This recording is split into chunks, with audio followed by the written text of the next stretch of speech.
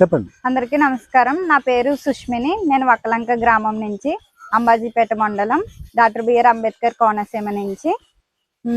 మేము మా నాన్నగారు మేము ప్రకృతి వ్యవసాయం చేస్తున్నాము. దాంట్లో వచ్చేసి ఇది సివిఆర్ రకంలో పండించాము చెరుకు. మా నాన్నగారు జీవామృతం అవి వేసి సుభాష్ పాలేకర్ మెథడ్లో పండించారు.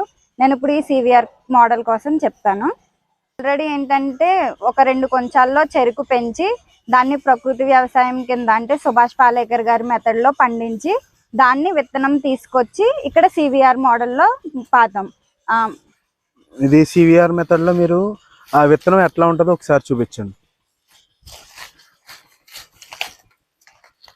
ఆల్రెడీ ప్రకృతి వ్యవసాయం సుభాష్ పాలేకర్ గారి దాంట్లో చేసింది సగ భాగమేమో చెరుకు రసంకి తీసి దాని పైన భాగమేమో విత్తనంకి తీస్తాము. అది సివిఆర్ మోడల్లో పాతాము. ఒక్కొక్కటి వచ్చి 5 అడుగులు గ్యాప్ లో పాతాము. అట్లా దుబ్బు దగ్గరికి వెళ్ళండి. ఈ పై సివిఆర్ మోడల్ ఏంటంటే మేము రింగ్ మోడల్లో వేసాము. అంటే 4 అడుగుల దూరం ఉంచి ఒక్కొక్కటి సాలుకి 4 అడుగుల దూరం ఉంచాము. రింగ్ మోడల్ అంటే ఒక రింగ్ పిట్ లాగా తీసి దాంట్లో ఇవి కట్ చేసి 3 కునుపులు వచ్చేలాగా, అంటే 2 మొక్కలు వస్తాయి, 3 కునుపులు వచ్చేలాగా కట్ చేసుకొని దాన్ని సర్కిల్ విధానంలో పాతుతాం అన్నమాట. అంటే ఇది ఏంటంటే నెక్స్ట్ ఎదిగిన తర్వాత దాన్ని కరెక్ట్ గా కట్టుకుని గాలికి పడిపోకుండా ఉండడానికి ఈ ఫామ్ ఎంచుకున్నాము. నెక్స్ట్ సివిఆర్ మెథడ్ అంటే సబ్ లేయర్ సాయిల్. ఇది చెరుకులో కసరలో ఆడిన చెరుకు రసం అంతా పెనంలోకి పడతాము. ఇది పెనంలో చెరుకు రసం మరిగిన 4 గంటలకి తేనెపాకం మరియు బెల్లం తయారవుతుంది.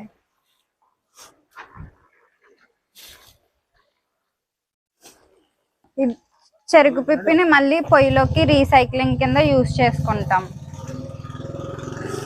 ఇప్పుడు దీంట్లోకి ఇప్పుడు చెప్పండి, మనం దీన్ని మండించడానికి వంట వండడానికి మీరు దేన్ని పొలాలు వాడతారా, డొక్కలు వాడతారా, అసలు ఏది వాడతారు?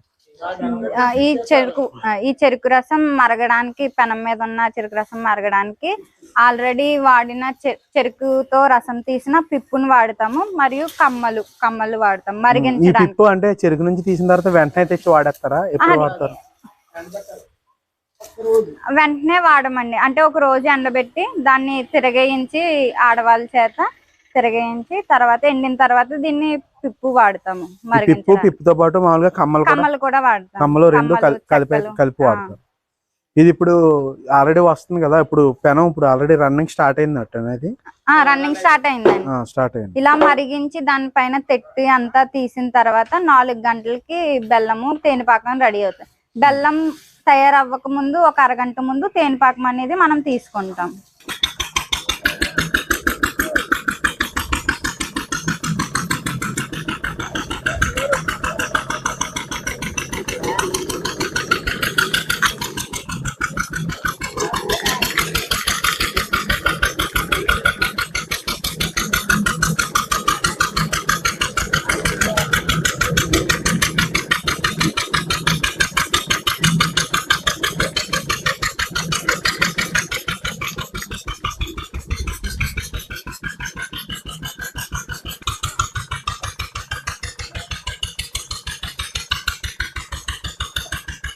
ఇప్పుడు ఎండబెడుతున్నారా? ఇది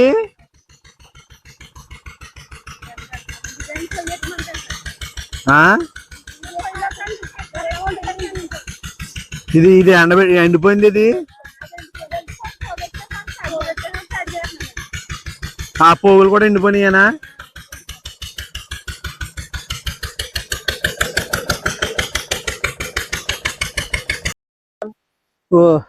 ఈ వర్కర్స్కి ఏదో తిండి దొరకాలంటే రైతు పనికి పోవాలి. వీళ్ళు ఇప్పుడు అలా కాదు. ఇప్పుడు వాళ్ళే దేవుడు రైతుకి, వర్కర్స్కి లోట్లు లేవు. కారణం ఏంటంటే ఏదో రూపాయన ఏదో పథకాల వల్ల డబ్బులు ఇచ్చేయటం అవి జరుగుతున్నాయి. కాబట్టి ఏమి పనికి రావాలన్న సుముఖత లేదండి.